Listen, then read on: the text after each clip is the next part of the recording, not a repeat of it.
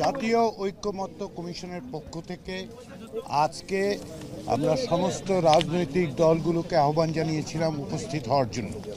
আমাদের লক্ষ্য ছিল যে জাতীয় ঐক্যমত্য কমিশনের কাজের আনুষ্ঠানিক সূচনা করা। এতে করে আমরা প্রত্যেকটি রাজনৈতিক দলকে অনুরোধ করেছিলাম তাদের নেতৃস্থানীয় ব্যক্তিদের পাঠানোর জন্য, যাতে করে তারা পরস্পরের সঙ্গে শুধু পরিচিতই হন তা নয়, তার পাশাপাশি তাদের বক্তব্যগুলো শোনা যায়। কিন্তু এখানে কোনো রকম সংলাপের বিষয় ছিল না।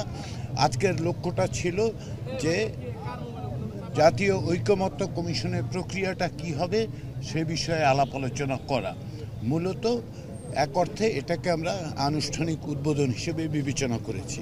এবং এখানে উপস্থিত ছিলেন যে 27টি বেশি দল উপস্থিত ছিলেন, 32 দল এবং জোটের পক্ষ থেকে 100 জনের বেশি সব মিলে এখানে থেকেছেন এবং 32 জন কথাবার্তা বলেছেন। যে বিষয়গুলো খুব স্পষ্ট হয়ে উঠেছে প্রত্যেকটি রাজনৈতিক দলের বক্তব্যে, সেটা হচ্ছে তারা মনে করেন যে জাতীয় ঐক্য রক্ষার আর কোনো বিকল্প নেই এবং সংস্কার প্রক্রিয়া এগিয়ে নিয়ে যাওয়ার ব্যাপারে তারা তাদের দৃঢ় চিত্ততা প্রকাশ করেছেন। তাদের পক্ষ থেকে বলা হয়েছে যে তারা জাতীয় ঐক্যমত্য কমিশন এবং অন্তর্বর্তী সরকারের এই সংস্কার প্রক্রিয়াকে তারা সহযোগিতা করবেন, সাহায্য করবেন, অংশগ্রহণ করবেন। রাজনৈতিক দলগুলোর পক্ষ থেকে দেয়া এই বক্তব্য সুস্পষ্টভাবে প্রমাণ করে যেটা আজকে অন্তর্বর্তী সরকারের প্রধান উপদেষ্টা এবং জাতীয় ঐক্যমত্য কমিশনের প্রধান অধ্যাপক ইউনূস বলেছেন, আমাদের আর কোনো বিকল্প নেই। আমরা প্রত্যেকেই এই রাজনৈতিক দল হিসেবে, নাগরিক হিসেবে, সমাজের বিভিন্ন অংশের মানুষ হিসেবে আমাদের দায়িত্ব হচ্ছে যে এই সংস্কার প্রক্রিয়াকে সুষ্ঠুভাবে এগিয়ে নিয়ে যাওয়া। তার লক্ষ্য থেকেই আজকের এই সূচনা।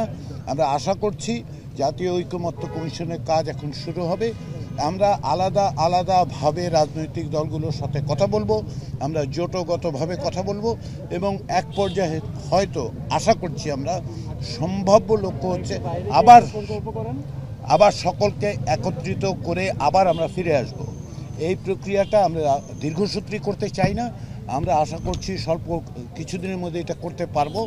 ইতিমধ্যেই সেটা হচ্ছে যে এই প্রক্রিয়াটা অব্যাহত রাখার জন্য রাজনৈতিক দলগুলোর কাছ থেকে আমাদের কাছে অনুরোধ করা হয়েছে যে সমস্ত প্রতিবেদন দেওয়া হয়েছে সেই প্রতিবেদনগুলো যেন তাদের কাছে হার্ড কপি হিসেবে পৌঁছে দেওয়া হয়। আমরা সেগুলো পৌঁছে দেওয়ার জন্য খুব দ্রুত ব্যবস্থা গ্রহণ করব কমিশনের পক্ষ থেকে।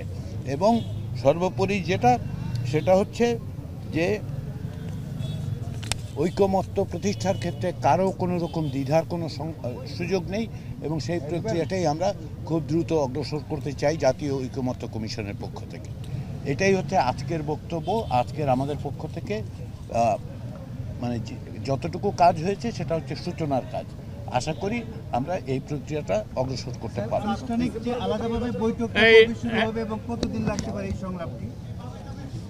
এই সংলাপের ক্ষেত্রে আমরা যেটা আপনারা লক্ষ্য করুন সেটা হচ্ছে যে এই কমিশনেরই মেয়াদ দেওয়া হচ্ছে 6 মাস।